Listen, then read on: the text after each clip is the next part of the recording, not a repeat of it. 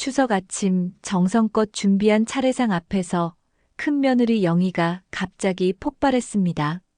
돈도 없는 늙은이가 왜 이렇게 벌려나요? 며느리들만 죽어나잖아요. 영희가 뜨거운 국그릇을 확 밀어버리자 국물이 사방으로 튀었습니다. 아, 말순이 비명을 지르며 손등을 부여잡았고 빨간 화상 자국이 생겼습니다.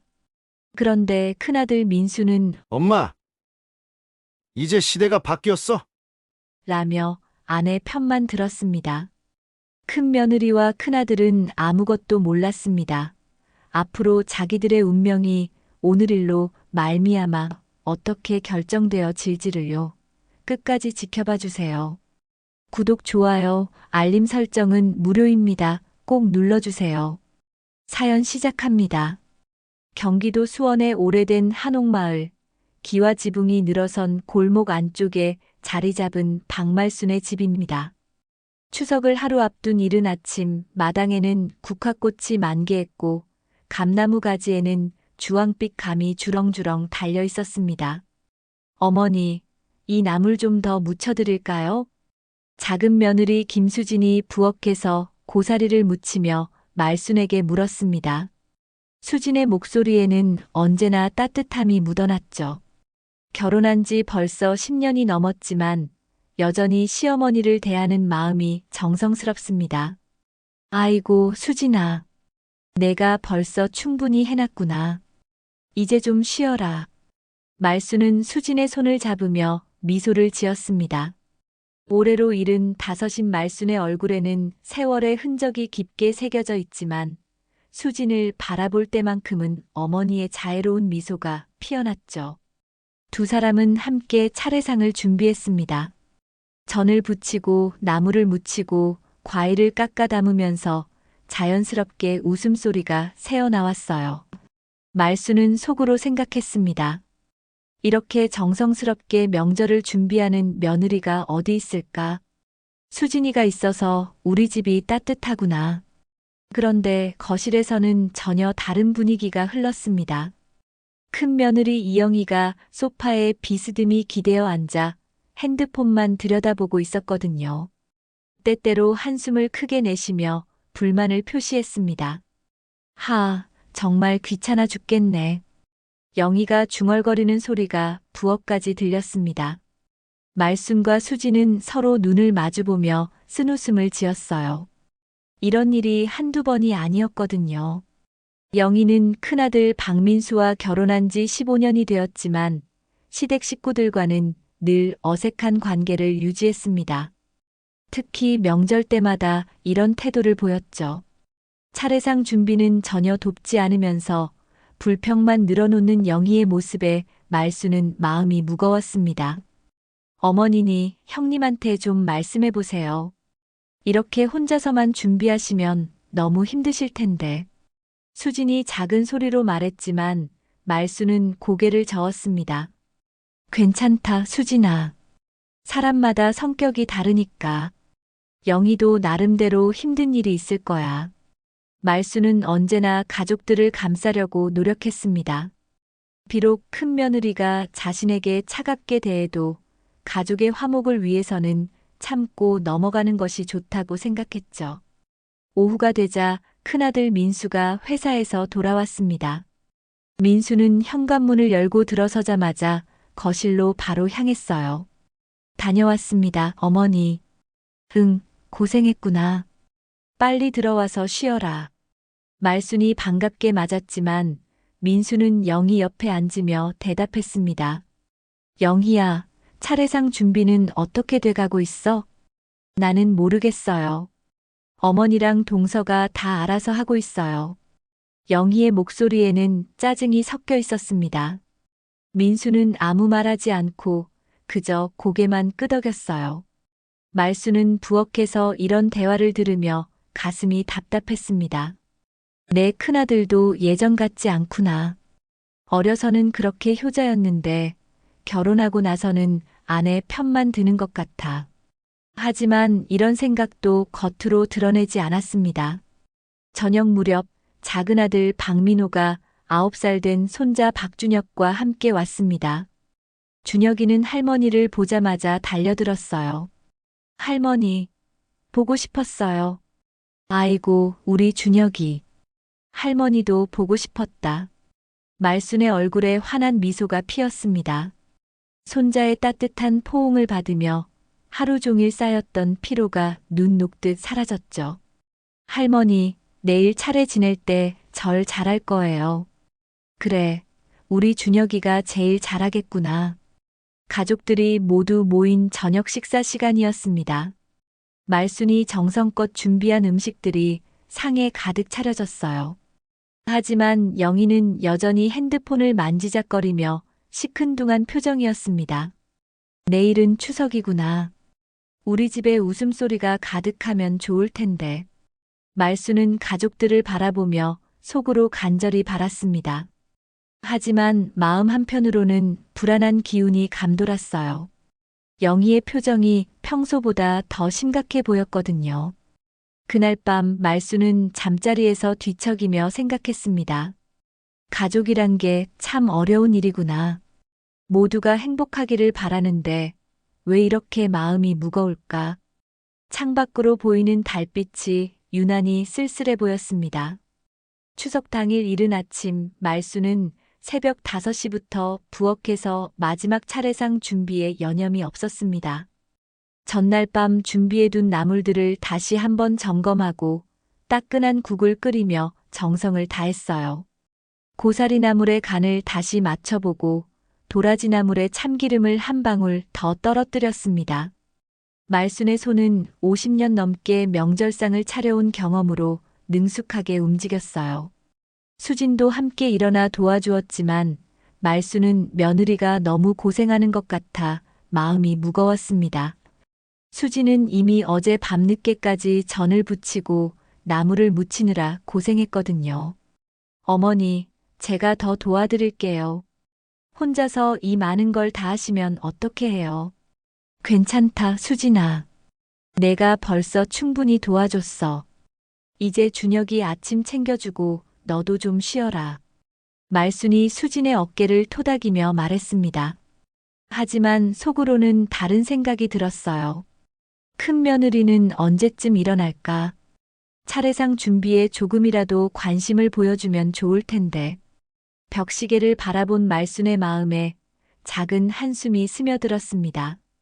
부엌에서 나는 구수한 냄새가 집 안가득 퍼졌어요. 멸치와 다시마로 우린 국물 냄새, 참기름에 볶은 나물 냄새, 그리고 갓 지은 밥의 고소한 냄새까지. 명절 아침의 정겨운 풍경이었죠. 하지만 말순의 마음 한편에는 걱정이 자리 잡고 있었습니다. 오전 9시가 되어서야 영희가 잠에서 깼습니다. 부스스한 머리로 거실에 나온 영희는 이미 거의 완성된 차례상을 보고 한숨을 내쉬었어요. 차례상에는 색색깔의 나물들이 정갈하게 담겨 있었고 황금빛 전들이 따뜻한 김을 내뿜고 있었습니다. 아유, 벌써 다 차려놨네요. 깨워주시지 그랬어요. 영희의 말에는 미안함보다는 짜증이 더 많이 섞여 있었습니다. 말순은 쓴웃음을 지으며 대답했어요. 괜찮다, 영희야. 많이 피곤했겠구나. 이제 일어났으니까 함께 마저 준비하자. 하지만 영희는 부엌으로 가는 대신 소파에 앉아버렸습니다. 핸드폰을 꺼내 들고는 다시 화면만 들여다보기 시작했어요. 새벽부터 부엌에서 고생한 시어머니와 작은 시누이를 뒤로하고 말이죠. 말순은 부엌에서 이런 영희의 모습을 힐끗 보며 가슴이 답답했습니다. 결혼한 지 벌써 15년이나 됐는데 왜 아직도 이렇게 멀게만 느껴질까? 하지만 이런 마음도 겉으로 드러내지 않았어요. 10시쯤 되자 민수도 일어났습니다. 평소보다 늦은 시간이었죠. 민수는 거실로 나와 아내 영희 옆에 앉았어요. 말수는 큰아들이 일어났다는 소식에 반가운 마음이 들었지만 민수는 어머니에게 인사를 하는 대신 아내에게 먼저 말을 걸었습니다.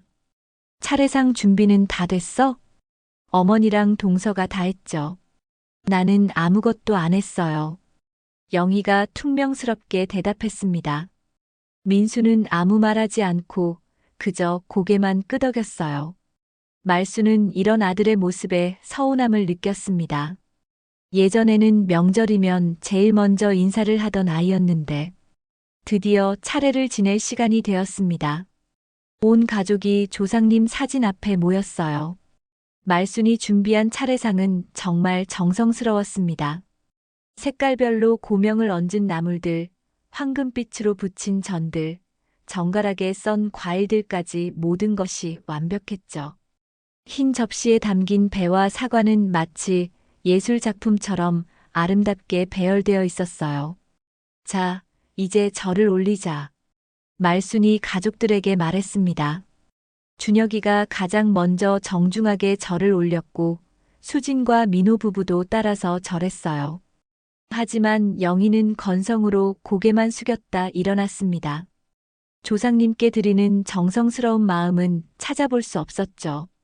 말수는 이런 영희의 모습을 보며 마음이 무거웠습니다. 차례는 형식이 아니라 마음인데 조상님을 기리는 마음 말이야. 하지만 이런 생각을 입 밖에 내지는 않았어요.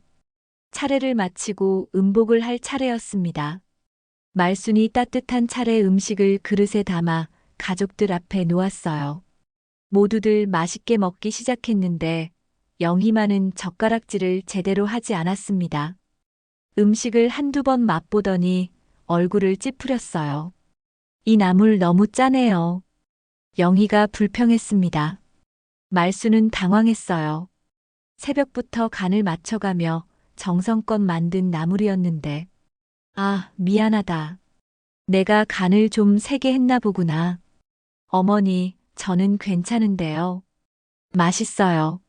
수진이 재빨리 말했지만 영희의 얼굴은 더욱 굳어졌습니다. 동서는 항상 어머니 편만 드니까요. 정말 짜다고요. 분위기가 싸해지기 시작했어요. 민수는 영희를 말렸습니다. 영희야, 그만해.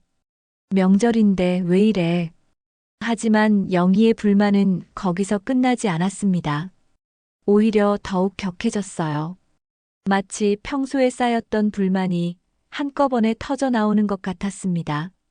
아니, 정말 답답해서 그래요.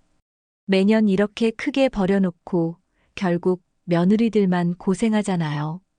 영희의 목소리가 점점 높아졌습니다.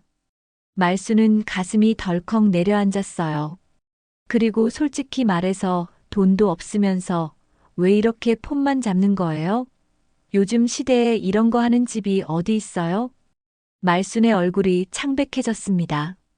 이런 말을 들을 줄 몰랐거든요.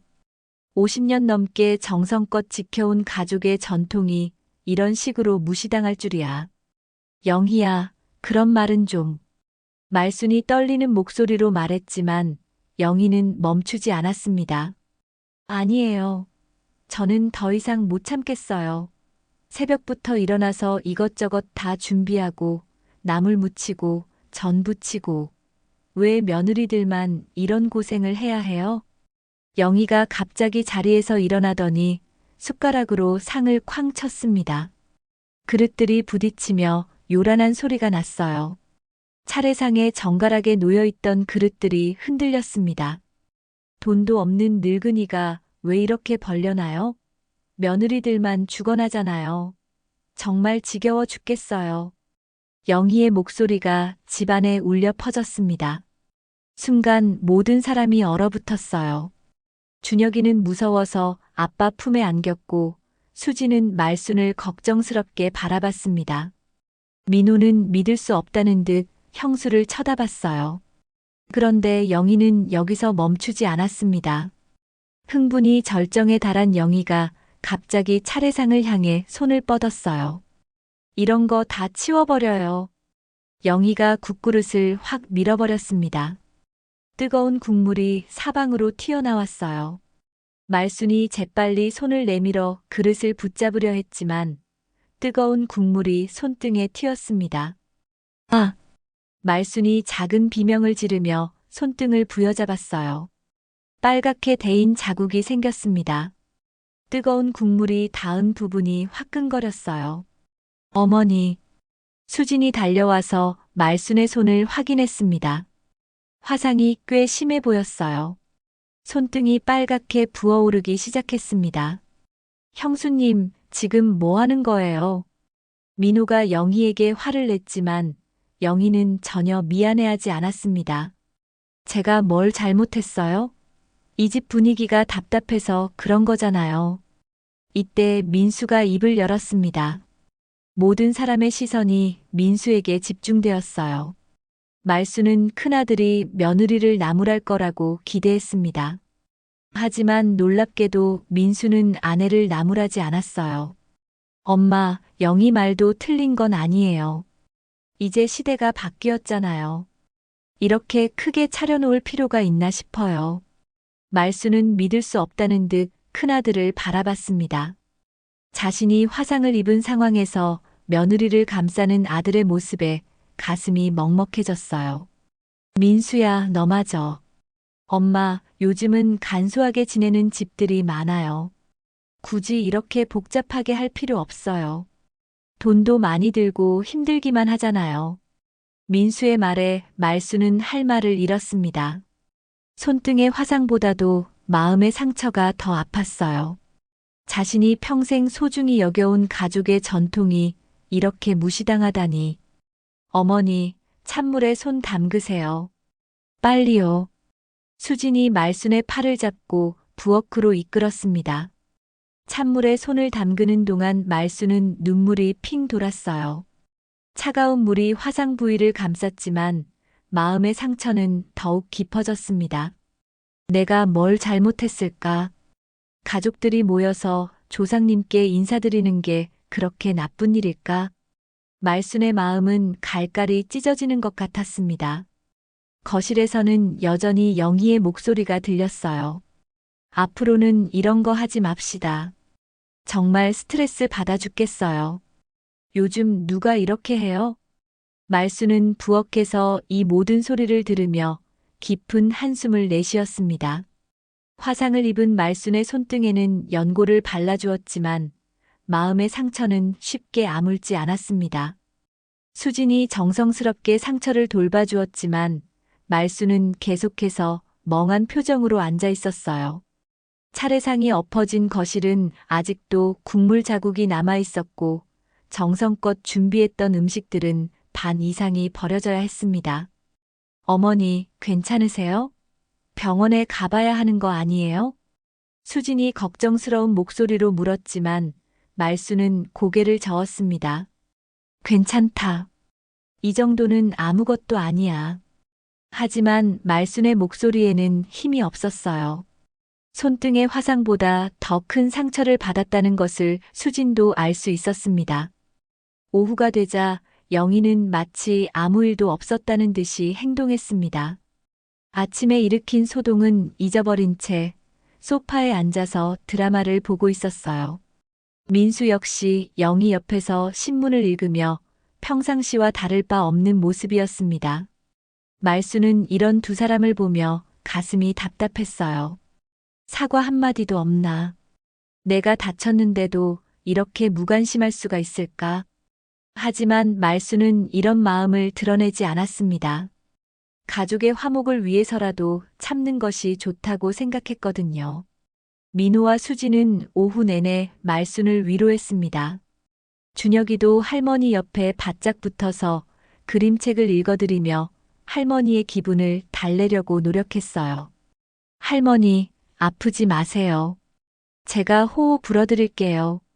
준혁이의 순수한 마음에 말수는 그나마 미소를 지을 수 있었습니다. 고맙다, 우리 준혁아. 할머니는 괜찮단다.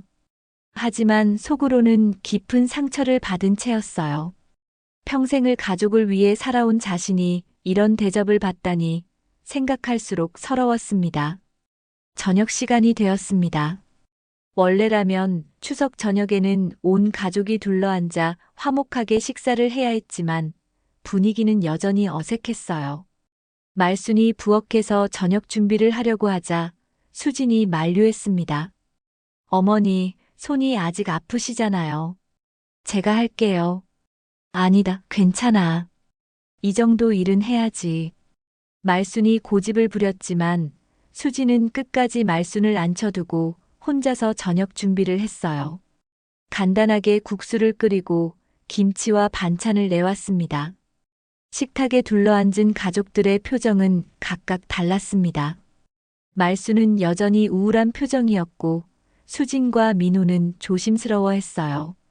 준혁이는 분위기를 읽지 못하고 천진난만하게 국수를 후루룩 먹었습니다.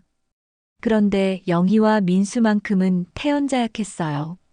국수가 좀 싱거운 것 같네요. 영희가 또다시 불평을 했습니다. 아침에 일을 되풀이하는 듯한 영희의 말에 말수는 움찔했어요. 미안하다.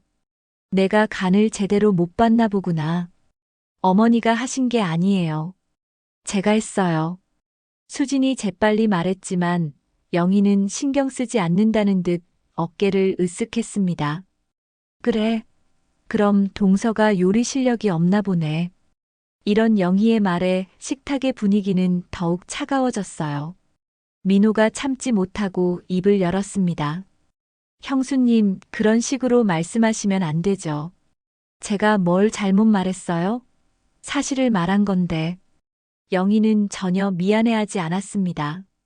오히려 더욱 당당한 태도를 보였어요. 그때 민수가 갑자기 젓가락을 내려놓으며 말했습니다. 사실 오늘 할 얘기가 있어서 그러는데 모든 사람의 시선이 민수에게 집중되었어요. 말수는 불안한 마음이 들었습니다. 민수의 표정이 심각해 보였거든요. 엄마, 솔직히 말씀드릴게요. 이제 우리도 현실적으로 생각해야 할 때가 온 것 같아요. 무슨 얘기니? 말순이 조심스럽게 물었습니다. 이 집 말이에요. 유지비도 많이 들고 관리도 힘들잖아요. 민수의 말에 영희가 눈을 반짝이며 거들었어요. 맞아요. 저도 그 생각이었어요. 이렇게 큰 집에서 어머니 혼자 사시기에는 너무 부담스러워요. 말수는 가슴이 철렁 내려앉았습니다. 이 집은 남편과 함께 평생을 살아온 추억이 가득한 곳이었거든요. 그래서 어쩌자는 거니? 이 집을 팔아서 어머니는 작은 아파트로 이사 가시고 남은 돈으로는 제 아들 유학 보내려고 해요. 민수의 말에 말수는 숨이 턱 막혔습니다. 영희가 더욱 구체적으로 설명했어요. 요즘 이런 한옥들이 인기가 많다고 하더라고요. 잘 팔면 꽤 큰 돈이 나올 거예요. 그 돈으로 어머니도 편하게 사시고 우리 아들도 미국으로 유학 보낼 수 있어요. 영희야, 이 집은 말순이 말하려 했지만 영희는 계속 이어갔습니다. 어머니, 현실적으로 생각해 보세요. 이 집 난방비만 해도 한 달에 얼마나 나와요? 그리고 지붕 수리하고 벽 칠하고 정원 관리하고 돈이 얼마나 들어가는데요. 영희의 말에는 논리가 있었습니다. 하지만 말순에게는 이 집이 단순한 부동산이 아니었어요. 남편과의 추억, 아이들을 키운 추억, 그리고 가족의 역사가 모두 담긴 소중한 공간이었습니다. 민수야, 너도 이 생각이니? 말순이 큰아들을 바라보며 물었습니다. 민수는 잠시 머뭇거리다가 고개를 끄덕였어요. 네, 엄마. 사실 저도 그게 좋을 것 같아요. 엄마 혼자서 이런 큰 집 관리하시기 힘드시잖아요. 그리고 솔직히 말하면 저희도 아들 교육비 때문에 고민이 많았어요. 영희가 덧붙였습니다. 말수는 이 모든 말을 들으며 현기증이 날 것 같았어요. 잠깐. 이 집은 내 남편이 평생 고생해서 마련한 집이야. 그리고 우리가 함께 살아온 엄마, 아버지가 돌아가신 지도 벌써 3년이 넘었잖아요. 이제는 현실을 받아들이셔야 해요. 민수의 말에 말수는 할 말을 잃었습니다. 수진이 조심스럽게 입을 열었어요. 아주버님, 그래도 어머니 마음도 생각해야 하지 않을까요? 이 집은 어머니에게 특별한 의미가. 동서는 상관없는 일이니까 끼어들지 마. 영희가 날카롭게 말했습니다. 동선에는 전세 살면서 아파트 살려면 돈 필요하지 않아? 이 집 팔아서 나오는 돈도 다 우리가 쓰는 것도 아니고 어머니 편의를 위해서 하는 말인데. 수진이 할 말을 잃고 입을 다물었어요. 민호가 화가 나서 말했습니다. 형, 그래도 이런 중요한 일을 갑자기 결정하자고 하면 어떡해요? 중요한 일이니까 미리 말씀드리는 거지. 어차피 결정은 엄마가 하시는 거잖아. 민수는 태연하게 대답했습니다. 하지만 분위기상 이미 결론은 정해진 것 같았어요. 말수는 가족들을 둘러보며 절망감에 빠졌습니다. 큰아들과 큰며느리는 당연하다는 듯이 집을 팔자고 하고 작은아들 부부는 반대하지만 힘이 부족해 보였어요.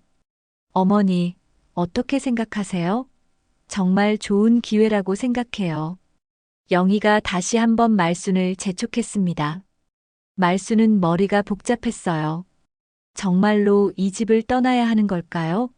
평생을 살아온 이 소중한 공간을 포기해야 하는 걸까요? 그때 민수가 마지막으로 한마디 더 했습니다. 엄마, 솔직히 말씀드리면 저희도 경제적으로 많이 힘들어요. 아들 교육비, 생활비, 집 대출까지. 이번 기회가 아니면 언제 또 이런 기회가 올지 모르겠어요. 민수의 말을 듣고 있던 말수는 속으로 생각했습니다. 결국 내 피부치조차 나를 버리는구나.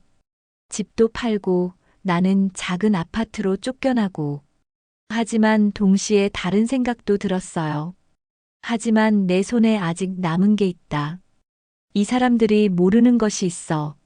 말수는 조용히 일어났습니다. 오늘은 너무 피곤하니까 내일 다시 이야기하자. 어머니, 너무 오래 끌면 안 좋아요. 빨리 결정하시는 게. 영희가 말하려 했지만 말수는 이미 방으로 들어가고 있었어요. 말순의 뒷모습에서는 깊은 슬픔과 동시에 결연한 의지가 느껴졌습니다. 그날 밤 말수는 잠들지 못하고 천장을 바라보며 생각했습니다. 내가 이렇게 무시당해야 하나? 가족들이 나를 이렇게 대해도 되는 걸까? 하지만 마음 한편으로는 다른 생각이 스쳐 지나갔어요. 남편이 남겨둔 비밀이 있었거든요. 그 다음 날 아침 말수는 평소보다 일찍 일어났습니다. 밤새 잠을 이루지 못했기 때문이었어요. 어제 저녁 가족들이 나눈 대화가 머릿속에서 맴돌았습니다. 집을 팔자는 이야기, 자신을 작은 아파트로 내보내려는 계획, 그리고 아들의 차가운 태도까지. 모든 것이 악몽 같았어요. 부엌에서 혼자 차를 끓여 마시던 말순에게 수진이 다가왔습니다. 수진도 잠을 제대로 못 잔 듯 얼굴이 상기되어 있었어요. 어머니, 밤새 잠 못 주무셨죠? 어제 일로 많이 상심하셨을 텐데. 괜찮다, 수진아. 내가 걱정할 일은 아니야. 말순이 쓴웃음을 지으며 대답했지만 목소리에는 깊은 피로가 묻어났습니다. 수진은 말순 옆에 앉으며 조심스럽게 말을 이어갔어요. 어머니, 집 파는 일은 너무 성급한 것 같아요. 이 집은 어머니에게 너무 소중한 곳인데.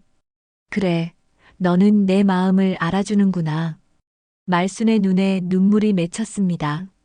가족 중에서 자신의 마음을 이해해주는 사람이 수진뿐이라는 사실이 고마우면서도 서러웠어요. 그때 거실에서 영희의 목소리가 들렸습니다. 영희가 민수와 집을 파는 일에 대해 구체적으로 상의하고 있었어요. 여보, 부동산 중개업소에는 언제 연락할 거예요?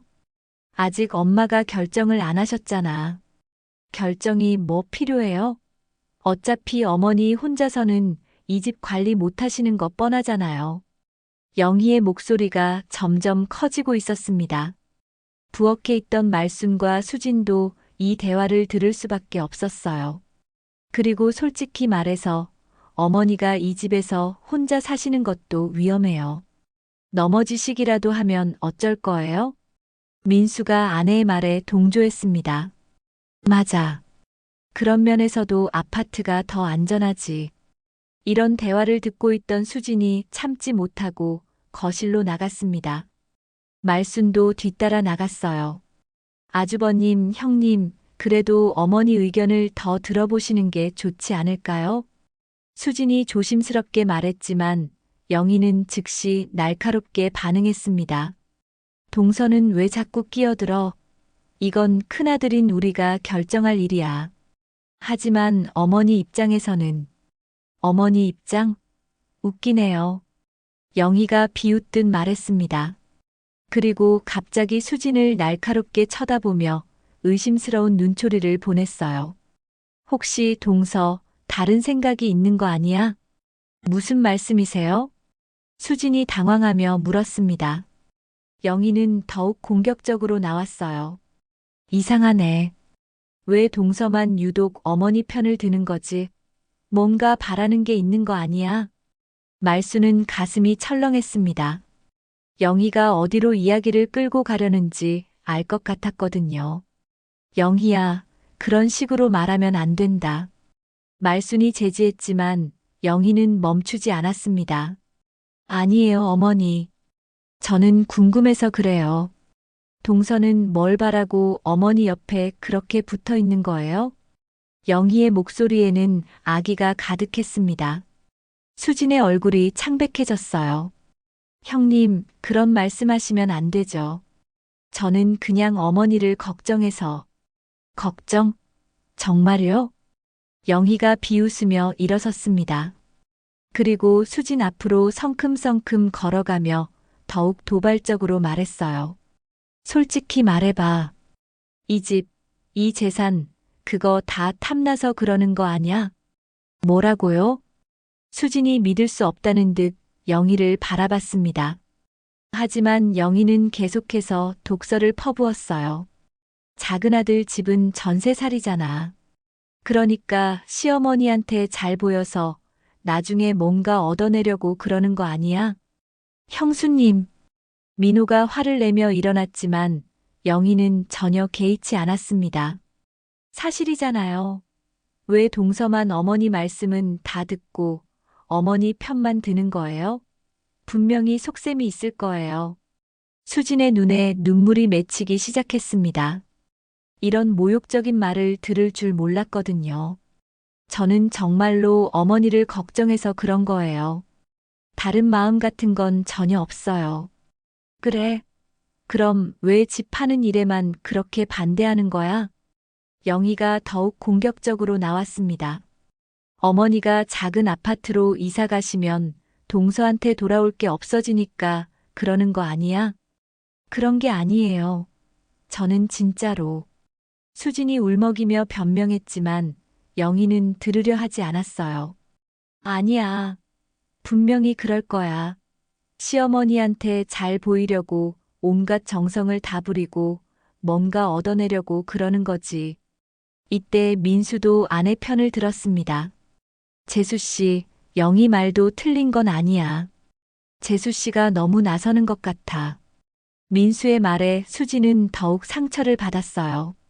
시댁 식구들로부터 이런 의심을 받다니. 아주버님도 그렇게 생각하세요?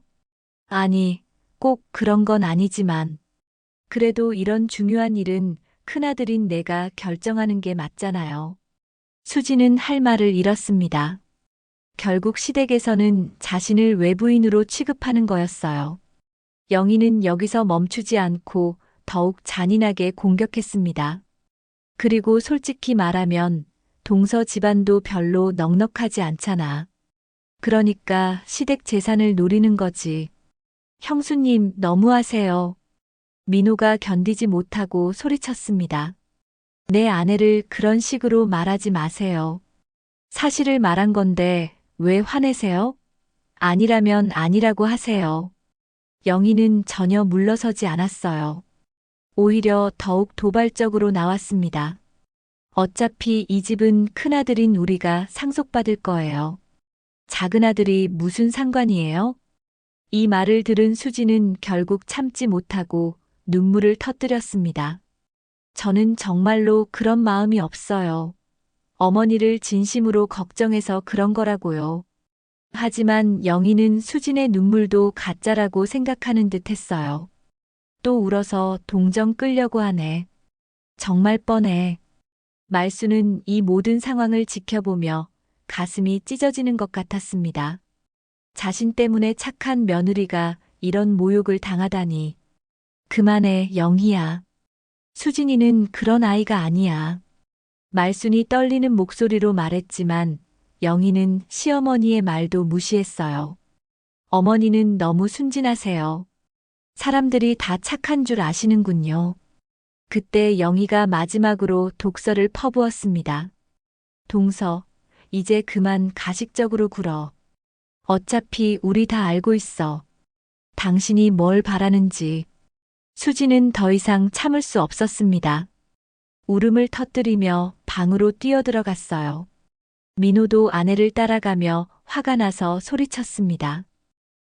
형수님, 너무 심하잖아요. 수진이가 뭘 잘못했다고. 거실에는 말순과 민수, 영희만 남았습니다. 영희는 여전히 당당한 표정이었어요. 어머니, 이제 아시겠죠? 동서가 왜 그렇게 어머니 편만 드는지. 말수는 고개를 저었습니다. 아니다, 영희야. 수진이는 정말 착한 아이야. 너는 너무 의심이 많아. 어머니는 너무 순진하세요. 세상에 공짜로 착한 사람이 어디 있어요? 영희의 말에 말수는 더욱 절망스러웠습니다. 가족들 사이의 갈등이 이렇게까지 심해질 줄 몰랐거든요. 그날 밤 집안은 완전히 두 쪽으로 나뉘었습니다. 민수와 영희는 거실에서 집을 파는 일에 대해 구체적으로 계획을 세웠고 민호와 수지는 방에서 울고 있었어요. 말수는 혼자 안방에서 이 모든 상황을 생각하며 마음이 무거웠습니다. 가족이 이렇게 분열될 줄 몰랐어. 내가 뭔가 결정을 해야겠구나. 말수는 마음속으로 결심을 굳혔습니다. 며칠이 지났지만 집안 분위기는 전혀 나아지지 않았습니다.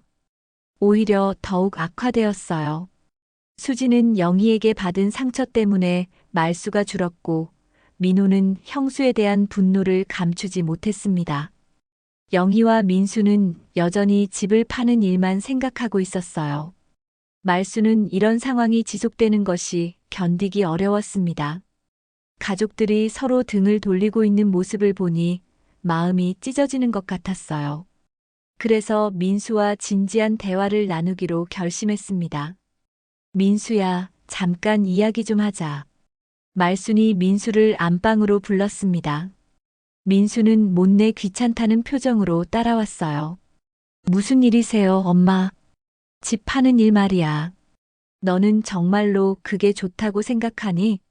말순의 목소리에는 간절함이 묻어났습니다. 하지만 민수의 대답은 차가웠어요.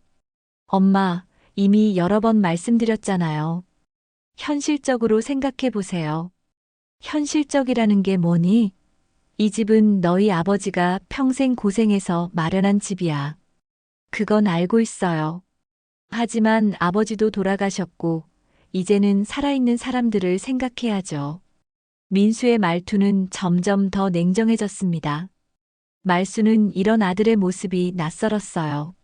민수야, 너는 언제부터 이렇게 변했니? 어렸을 때는 그렇게 효자였는데. 엄마, 그때는 그때고 지금은 지금이에요. 저도 이제 가장이라고요. 민수가 한숨을 쉬며 말했습니다. 그리고 갑자기 더욱 직설적으로 나왔어요. 엄마, 솔직히 말씀드릴게요. 민수의 목소리가 달라졌습니다. 지금까지와는 전혀 다른 차가운 톤이었어요. 저희도 이제 한계에 왔어요. 경제적으로 너무 힘들다고요. 무슨 소리니? 아들 교육비, 집 대출, 생활비. 모든 게 다 돈이에요. 그런데 엄마는 이 큰 집에 혼자 사시면서 관리비만 한 달에 얼마나 나가는지 아세요? 민수의 말에 말수는 당황했습니다. 이런 말을 들을 줄 몰랐거든요. 그게 그렇게 부담이 되니? 부담이 되죠. 당연히. 민수가 목소리를 높였습니다. 엄마, 현실을 보세요. 저희가 엄마 생활비도 되고, 이 집 관리비도 되고, 거기다가 저희 아들 교육비까지. 도대체 언제까지 이렇게 살라는 거예요? 말수는 아들의 말에 충격을 받았어요. 자신이 가족들에게 경제적 부담이 되고 있다는 생각을 해본 적이 없었거든요. 민수야, 엄마가 그렇게 부담이 되니? 부담이 안 될 리가 있나요? 솔직히 말해서 저희도 벌써 한계에 왔어요. 민수가 더욱 냉정하게 말했습니다. 그리고 앞으로는 더 힘들어질 거예요. 아들 대학 보내야 하고, 유학도 보내야 하고. 그런데 엄마 뒷바라지까지 어떻게 해요? 뒷바라지라니. 말순의 목소리가 떨렸습니다. 자신을 뒷바라지 대상으로 보는 아들의 시선이 상처가 되었어요. 엄마, 저희도 정말 힘들어요.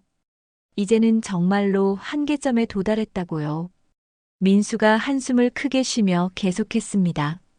솔직히 말씀드리면 이제 장례비도 준비하기 어려운 상황이에요. 뭐라고? 말순이 깜짝 놀라며 민수를 바라봤습니다. 민수는 태연하게 말을 이어갔어요. 엄마, 솔직히 말할게요. 이제 장례비도 못 댑니다. 이 말을 들은 말수는 머리가 하얘졌습니다. 자식이 부모에게 이런 말을 할 수 있는 건가요? 민수야, 너 지금 무슨 말을 하는 거니? 현실적인 이야기 하는 거예요. 저희가 얼마나 경제적으로 어려운지 엄마는 모르시잖아요. 민수의 목소리에는 동정심이라고는 찾아볼 수 없었습니다. 그러니까 재산 정리를 하세요. 이 집 팔아서 엄마도 아파트로 이사 가시고 저희도 좀 숨통이 트이게 해주세요. 재산 정리라니. 내가 죽지도 않았는데. 말순의 목소리가 점점 작아졌습니다. 민수는 이런 어머니를 보고도 전혀 미안해하지 않았어요. 엄마, 우리도 힘들어요. 정말로요. 그때 영희가 방 안으로 들어왔습니다. 남편과 시어머니가 대화하는 것을 듣고 있었던 것 같았어요. 어머니, 남편 말이 맞아요. 저희도 정말 한계에 왔어요. 영희가 남편 편을 들며 말했습니다. 이 집 유지비만 해도 한 달에 얼마나 나가는데요? 난방비, 수도비, 관리비, 수리비까지. 정말 감당이 안 돼요. 그리고 어머니 용돈도 매달 드려야 하고 병원비도 있고. 솔직히 말해서 너무 부담스러워요. 영희의 말에 말수는 가슴이 철렁 내려앉았어요.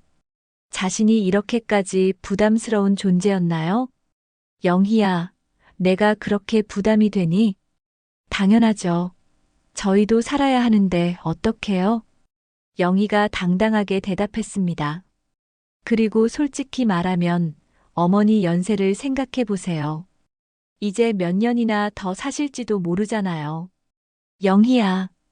민수가 아내를 제지했지만 영희는 계속 말했어요. 아니에요. 현실적으로 생각해야 해요. 어머니가 오래 사시면 저희가 더 힘들어져요. 이런 며느리의 말을 들은 말수는 숨이 막혔습니다. 자신의 생명까지도 경제적 부담으로 생각하다니. 내가 너희에게 그렇게 짐이 되는구나. 말순이 떨리는 목소리로 중얼거렸습니다. 민수가 다시 입을 열었어요. 엄마, 짐이라는 건 아니지만 그래도 현실적으로 생각해봐야죠. 그래, 현실적으로 생각해보자. 말순이 갑자기 차가운 목소리로 말했습니다. 민수와 영희는 어머니의 변화된 어조를 감지했어요. 엄마, 내가 너를 어떻게 키웠는데 이런 말을 할 수 있니? 말순의 목소리가 떨리기 시작했습니다.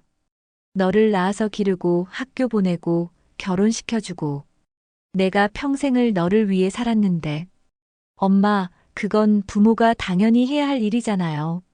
민수가 태연하게 대답했습니다. 이 말을 들은 말수는 더 이상 참을 수 없었어요. 당연히 해야 할 일이라고? 그럼 자식이 부모를 모시는 것도 당연한 일 아니니? 그건 요즘 시대에는 그렇게 생각하지 않아요. 민수의 대답에 말수는 완전히 절망했습니다. 그래. 요즘 시대에는 그런 거구나. 부모는 자식을 위해 희생해야 하지만 자식은 부모를 부담으로 생각하는 시대. 말순이 주저앉으며 흐느끼기 시작했습니다. 내가 뭘 잘못했길래 내 새끼한테 이런 대접을 받아야 하니. 엄마, 울지 마세요. 그냥 현실적으로 이야기한 거예요. 민수가 어색하게 말했지만 말순의 눈물은 멈추지 않았어요. 현실적이라고? 내 현실에는 효도라는 게 없구나. 엄마, 효도가 뭐예요? 요즘 시대에 부모 봉양하면서 사는 집이 어디 있어요? 영희가 끼어들었습니다. 다들 각자 살아가는 거예요. 어머니도 독립적으로 사시는 게 좋아요. 말수는 이런 말들을 들으며 세상에서 완전히 버려진 기분이었습니다. 평생을 가족을 위해 살았는데 결국 이런 대접을 받게 되다니. 그래, 내가 이제 정말 혼자구나. 말순이 중얼거렸습니다. 민수와 영희는 더 이상 할 말이 없었는지 방에서 나갔어요. 혼자 남은 말순은 바닥에 주저앉아 눈물을 흘렸습니다. 50년 넘게 가족을 위해 헌신했는데 결국 경제적 부담이라는 말을 들어야 했어요. 장례비도 마련할 수 없다는 말까지 들으면서 말이죠. 내가 이렇게 초라한 존재였나? 내 자식들에게 이렇게 버림받을 줄 몰랐어. 말순의 마음은 완전히 무너져 버렸습니다. 그날 밤 말순은 잠들지 못하고 지난 날을 생각했습니다. 아이들을 기르며 고생했던 일들, 남편과 함께 이 집을 마련하느라 고생했던 기억들. 모든 것이 의미 없게 느껴졌어요. 하지만 마음 한편으로는 다른 생각이 들기도 했습니다. 하지만 내게는 아직 남은 게 있어. 이 사람들이 모르는 것이. 말순의 눈에 이상한 빛이 스쳤습니다. 그날 밤 말순은 잠들지 못하고 침대에서 뒤척이고 있었습니다. 민수와 영희가 한 말들이 머릿속에서 계속 맴돌았어요. 장례비도 못 된다. 경제적 부담이다. 현실적으로 생각하라. 이런 말들이 칼처럼 가슴을 찔렀습니다. 내가 정말 이렇게 무력한 존재일까? 내 자식들에게 짐이 되는 늙은이일까? 말수는 천장을 바라보며 깊은 한숨을 내쉬었어요. 50년 넘게 가족을 위해 헌신했는데 결국 이런 대접을 받게 되다니. 시계를 보니 새벽 2시였습니다. 집안은 조용했어요. 민수와 영희는 자신들 방에서 잠들었을 것이고 민호와 수진 가족도 마찬가지였겠죠. 말순만이 홀로 잠 못 드는 밤을 보내고 있었습니다. 갑자기 말순은 무언가가 떠올랐습니다. 남편이 세상을 떠나기 전에 했던 말이었어요. 병상에서 손을 꼭 잡으며 했던 그 말. 여보, 내가 죽어도 너무 걱정하지 마. 내가 당신을 위해 준비해둔 게 있어. 안방 장롱 뒤에 있는 금고 말이야. 언젠가 정말 어려운 일이 생기면 그때 열어보라고. 당시에는 남편의 마지막 말이라고 생각해서 대수롭지 않게 넘겼었어요. 남편이 돌아가신 후에도 그 금고는 그대로 두었습니다. 열어볼 생각조차 하지 않았죠. 하지만 지금 이 순간 정말로 어려운 일이 닥친 것 같았어요. 가족들에게 버림받고 집까지 빼앗길 위기에 처한 상황. 이보다 더 어려운 일이 또 있을까요? 말수는 조용히 일어났습니다. 슬리퍼를 신고 안방 깊숙한 곳으로 걸어갔어요. 오래된 장롱이 벽에 붙어 있었습니다. 이 장롱은 남편과 함께 신혼 때부터 사용했던 것이었어요. 장롱을 조심스럽게 옆으로 밀었습니다. 무거운 가구였지만 말수는 힘을 다해 밀어냈어요. 그러자 벽 모서리에 작은 금고가 보였습니다. 검은색 철제 금고였는데 디지털 비밀번호를 입력하는 방식이었어요. 비밀번호가 뭘까? 말수는 잠시 생각했습니다. 남편이 평소에 자주 사용했던 숫자들을 떠올려 봤어요. 결혼 기념일, 아이들 생일, 자신의 생일. 여러 가지를 시도해 봤지만 모두 틀렸습니다. 그런데 갑자기 한 가지가 떠올랐어요. 남편이 자신을 부르던 특별한 애칭이 있었거든요. 말순이라고 부를 때의 그 따뜻함. 혹시 그것과 관련된 숫자일까요? 말순은 말순이라는 이름의 자음을 숫자로 바꿔봤어요. 미음 6, 아일, 리을 9, 시오싸, 우이, 니은이.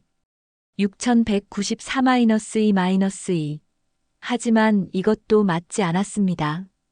다시 생각해보니 남편이 자신을 우리 집 여왕이라고 부르곤 했던 기억이 났어요.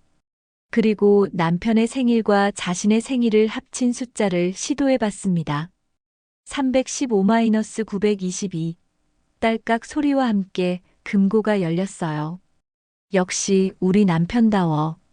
항상 나를 생각해서 비밀번호도 정했구나. 말순의 눈에 눈물이 맺혔습니다.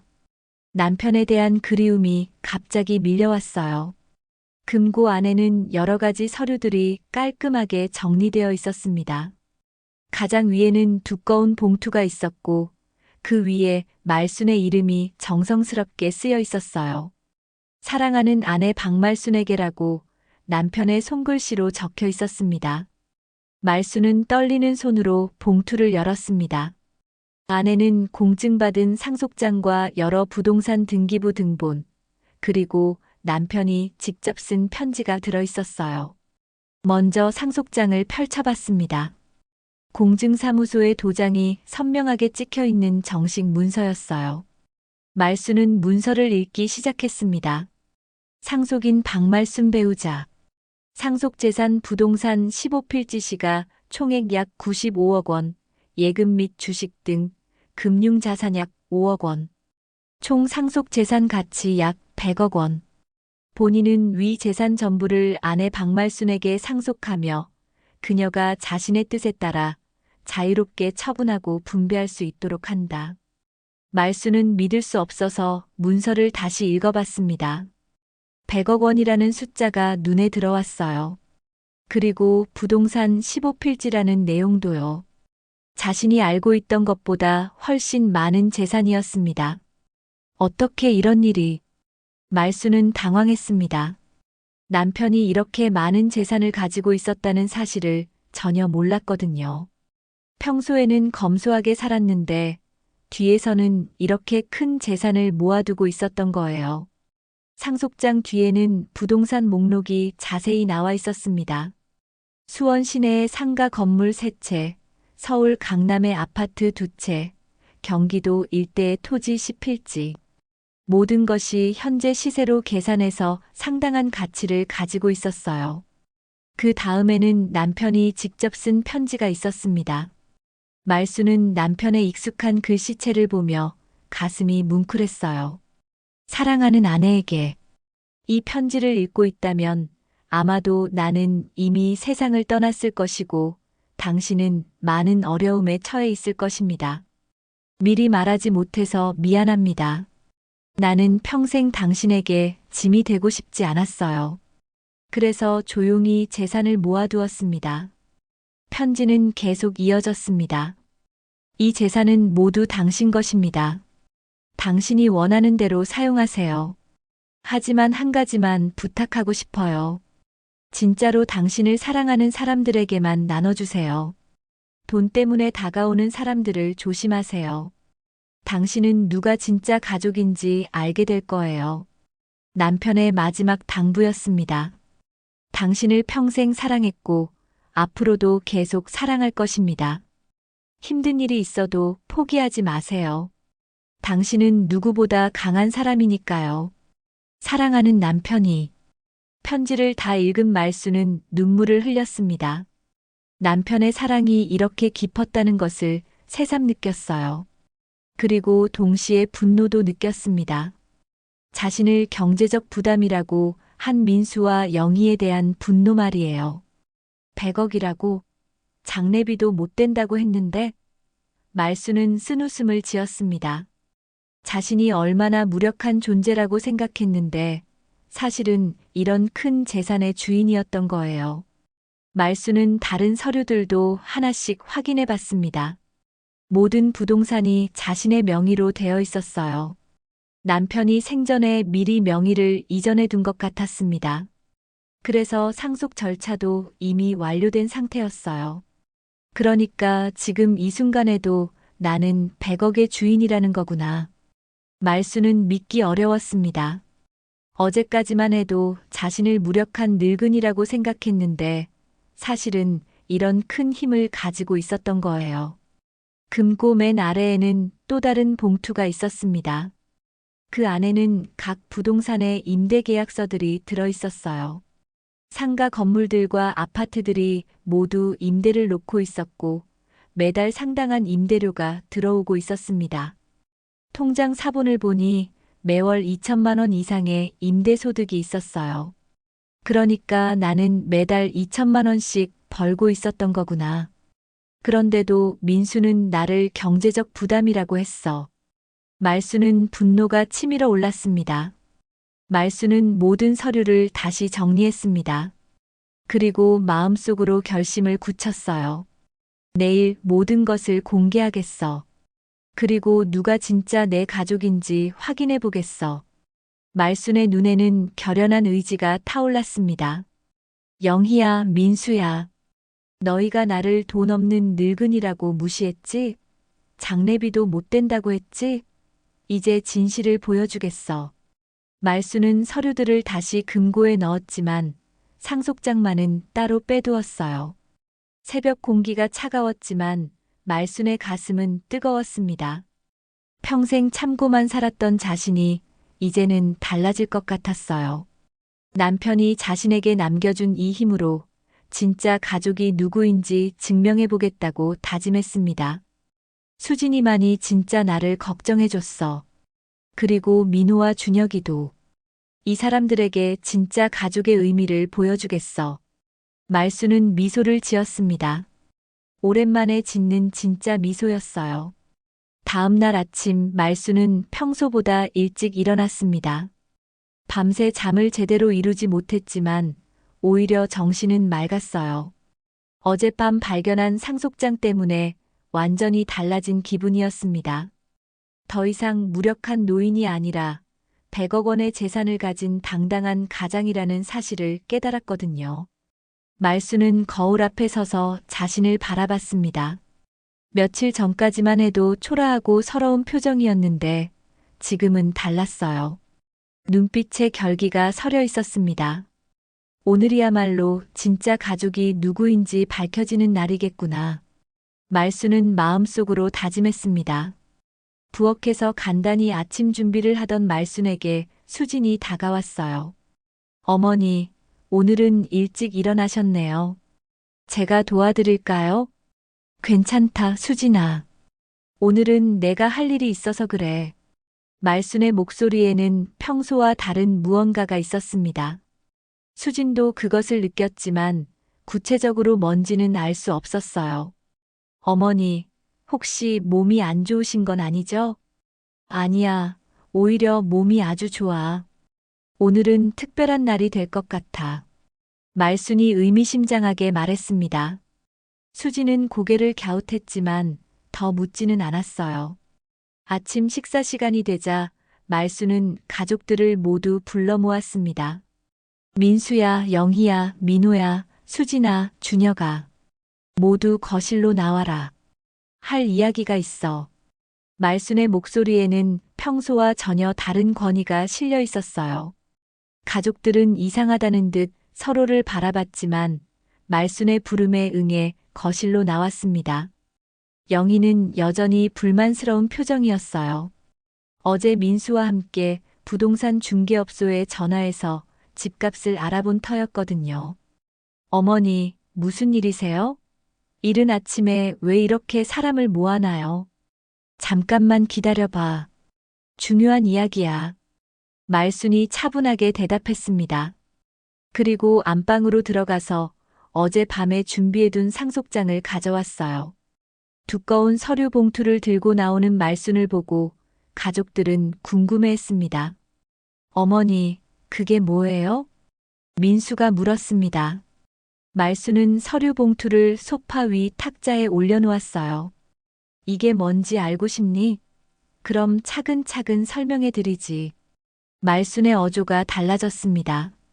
지금까지 항상 온화하고 부드러웠던 목소리가 단호하고 날카로워졌어요. 며칠 전부터 너희들이 나에 대해서 어떻게 생각하는지 잘 들었어. 영희가 불편한 표정을 지었습니다. 어머니, 그건 아직 말 안 끝났어. 말순이 손을 들어 영희를 제지했습니다. 돈 없는 늙은이, 경제적 부담, 장례비도 못 된다. 이런 말들을 하더라고. 말순의 말에 민수와 영희의 얼굴이 굳어졌습니다. 자신들이 한 말들이 그대로 어머니 귀에 들어갔다는 사실을 깨달았거든요.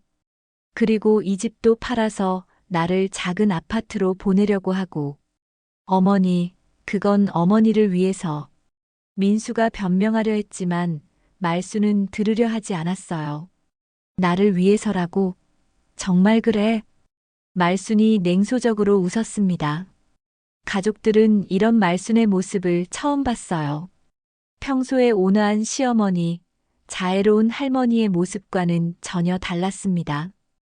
영희야, 너는 수진이가 내 재산을 노린다고 했지? 그건. 그리고 나를 돈 없는 늙은이라고도 했고. 말순의 목소리가 점점 더 차가워졌습니다. 그런데 말이야, 너희들이 모르는 게 하나 있어. 말순이 서류 봉투에서 상속장을 꺼냈습니다.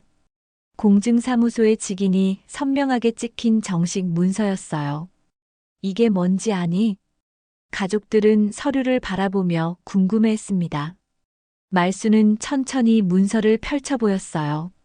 상속장이야. 너희 아버지가 나한테 남겨준. 민수가 앞으로 나와서 문서를 보려고 했습니다. 어머니, 그건 이미 알고 있는 거 아니에요? 이 집이랑 약간의 예금. 약간의 예금? 말순이 비웃었습니다. 민수야, 너는 정말 아무것도 모르는구나.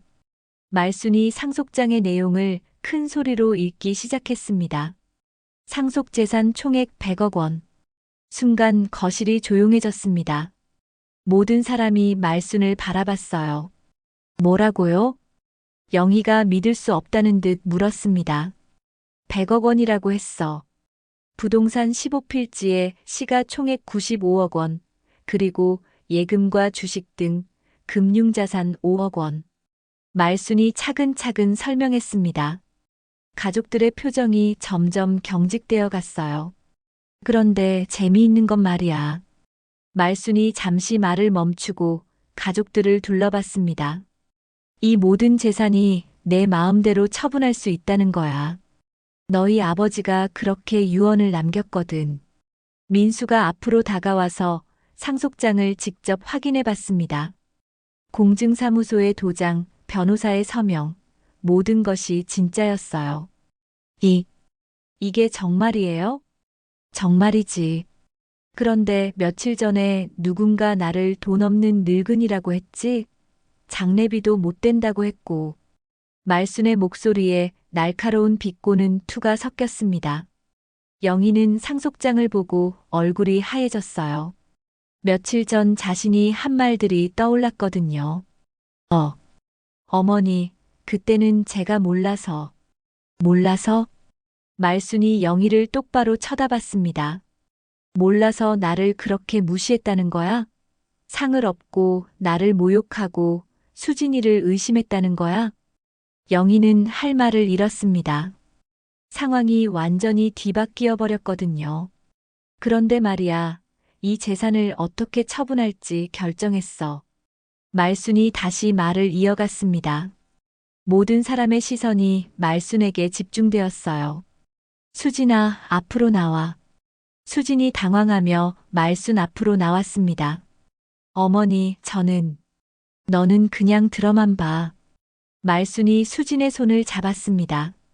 이 100억 원의 재산을 내가 전부 수진이에게 맡기겠어. 순간 거실이 정적에 휩싸였습니다. 모든 사람이 믿을 수 없다는 표정으로 말순을 바라봤어요. 뭐라고요? 영희가 소리쳤습니다. 100억을 동서에게요? 그래, 수진이에게. 말순이 단호하게 대답했습니다. 이 며칠 동안 누가 진짜 나를 걱정해줬는지 지켜봤거든. 누가 나를 무시했는지도 다 기억하고 있어. 영희는 기절할 것 같은 표정이었어요. 100억이라는 어마어마한 돈이 동서에게 넘어간다는 사실을 받아들일 수 없었거든요. 어머니, 그럴 수는 없어요. 큰아들인 저희가 있는데. 큰아들. 말순이 민수를 바라봤습니다. 내가 큰아들이라고? 그런 큰아들이 어머니를 경제적 부담이라고 하니? 장례비도 못 된다고 하니? 민수의 얼굴이 창백해졌습니다. 상황이 완전히 뒤바뀌어 버렸어요. 자신이 무시했던 어머니가 100억 원의 주인이었다는 사실이 충격적이었거든요. 엄마, 제가 잘못했어요. 민수가 말순 앞에 무릎을 꿇었습니다. 용서해 주세요. 제가 정말 잘못 생각했어요. 지금 와서 잘못했다고?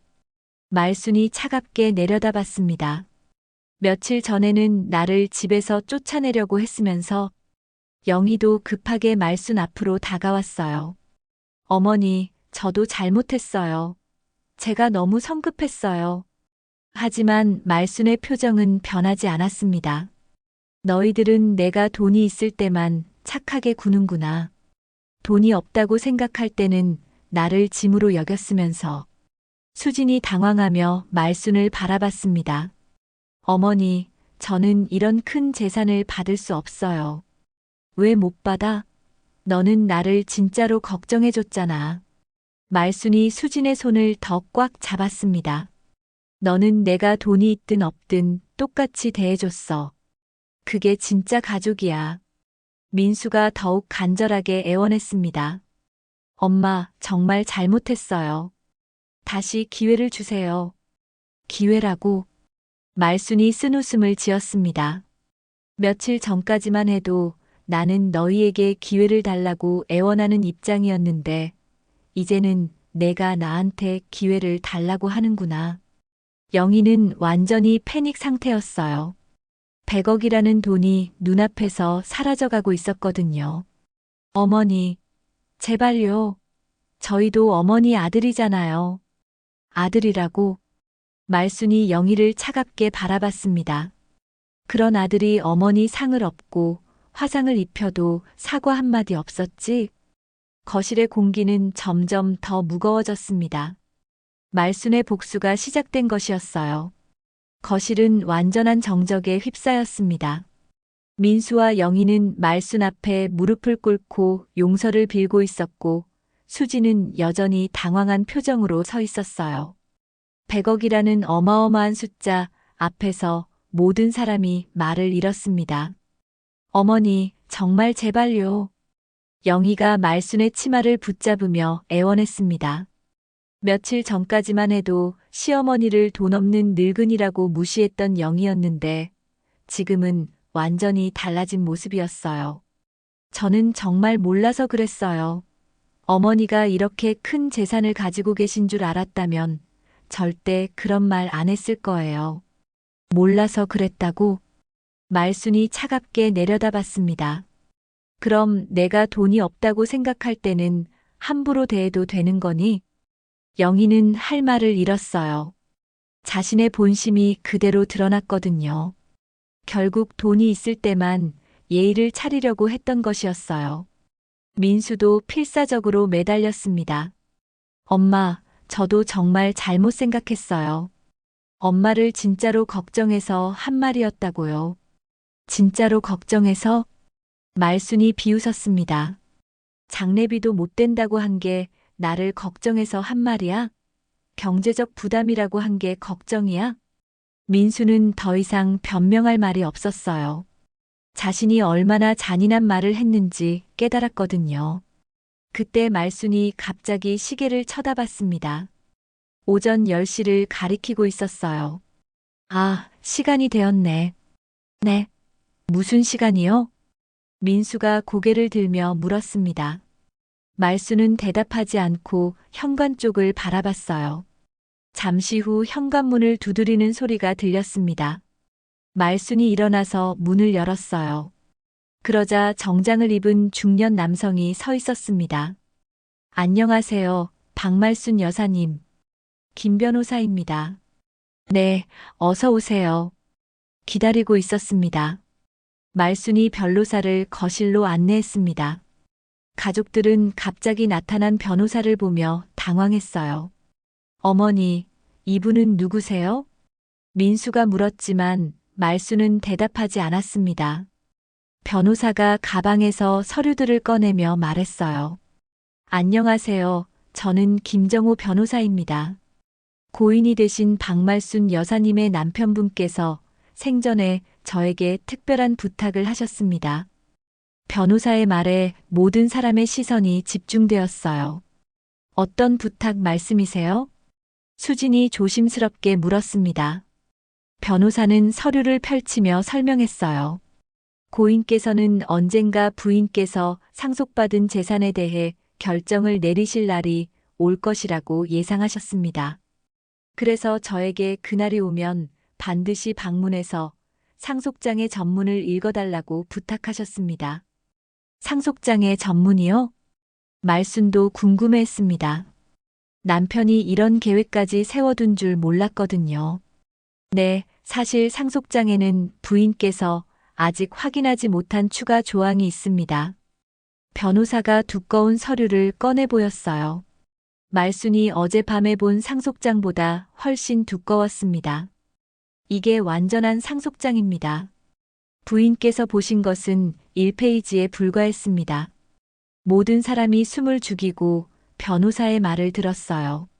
고인께서 남기신 유언의 전문을 읽어드리겠습니다. 변호사가 서류를 정리하고 정중한 목소리로 읽기 시작했습니다. 내 사랑하는 아내 박말순에게. 이 글을 읽는다는 것은 아마도 가족들 앞에서 상속에 대한 결정을 내려야 하는 상황이 온 것이라고 생각합니다. 나는 평생 당신과 함께 살면서 당신이 얼마나 현명하고 따뜻한 사람인지 잘 알고 있습니다. 변호사의 목소리가 거실에 울려 퍼졌습니다. 남편의 마지막 메시지를 듣는 말순의 눈에 눈물이 맺혔어요. 하지만 나는 또한 인간의 욕심이 얼마나 무서운 것인지도 알고 있습니다. 돈 앞에서는 가족도 변할 수 있다는 것을 말입니다. 그래서 이런 장치를 마련해 두었습니다. 민수와 영희의 얼굴이 점점 굳어졌어요. 불안한 예감이 들었거든요. 변호사가 계속해서 읽었습니다. 첫째, 상속받은 재산은 아내의 자유의사에 따라 처분할 수 있습니다. 하지만, 영희가 불안하게 중얼거렸습니다.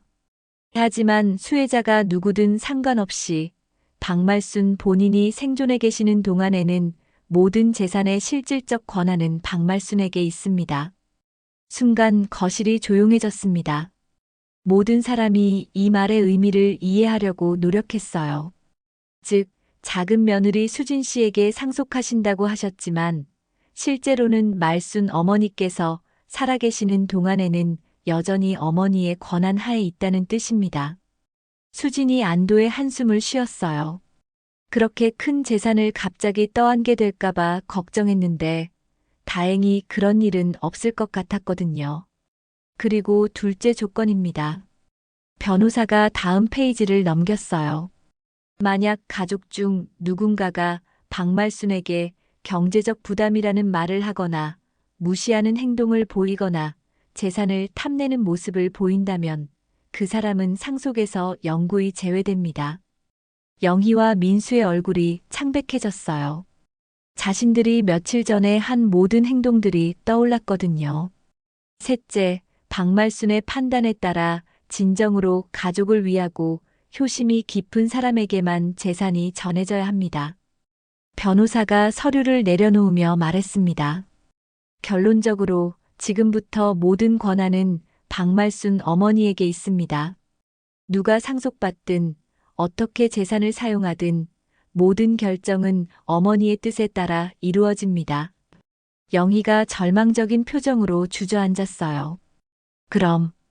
그럼 지금도 어머니가 모든 걸 결정하신다는 거예요? 그렇습니다. 어머니께서 원하지 않으시면 아무것도 줄 수 없고 어머니께서 원하시면 언제든 마음을 바꾸실 수도 있습니다. 민수도 완전히 절망했어요. 결국 어머니를 무시한 자신의 행동이 모든 것을 망쳐버린 거였어요. 엄마, 정말 죄송해요. 제가 너무 잘못했어요. 하지만 말수는 이미 결심을 굳힌 후였습니다. 민수야, 영희야. 말순이 두 사람을 바라보며 말했습니다. 돈 앞에서 본색을 드러낸 자식들이구나. 어머니, 너희는 내가 돈이 있을 때만 착하게 굴고 없다고 생각할 때는 나를 짐으로 여겼어. 그게 너희의 진짜 마음이야. 말순의 목소리에는 깊은 실망이 묻어 있었습니다. 그러나 내 곁에 남은 진짜 가족은 따로 있구나. 말순이 수진과 민호, 그리고 준혁이를 바라봤습니다. 수진아, 민호야, 준혁아. 너희는 내가 돈이 있든 없든 똑같이 날 대해줬어. 그게 진짜 가족이야. 준혁이가 할머니에게 달려와 안겼어요. 할머니, 저는 할머니가 제일 좋아요. 그래, 우리 준혁이. 할머니도 너를 제일 사랑한단다. 말순이 손자를 꼭 안으며 미소를 지었습니다. 오랜만에 짓는 진심 어린 미소였어요. 변호사가 서류를 정리하며 말했습니다. 그럼 앞으로도 모든 결정은 어머니께서 내리시면 됩니다. 언제든 연락 주시면 필요한 절차를 도와드리겠습니다. 고맙습니다, 변호사님. 남편이 정말 꼼꼼하게 준비해뒀네요. 변호사가 떠난 후 거실은 다시 조용해졌습니다. 하지만 분위기는 완전히 달라졌어요. 말순이 의자에 앉으며 당당하게 말했습니다. 이제부터는 내 마음이 곧 법이다.